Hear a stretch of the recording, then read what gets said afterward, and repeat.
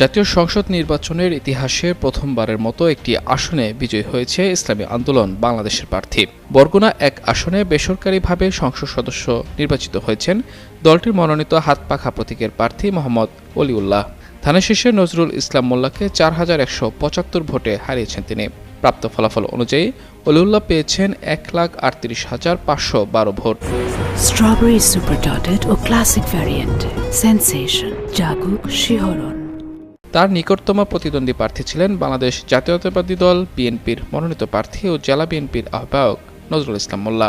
তিনি ১,৩৪,৩৩৬ ভোট পেয়েছেন।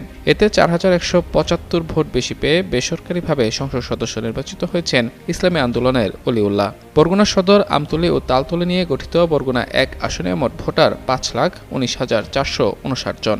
এর মধ্যে পুরুষ ভোটার 2,59,097 জন এবং নারী ভোটার আছেন 2,60,351 জন।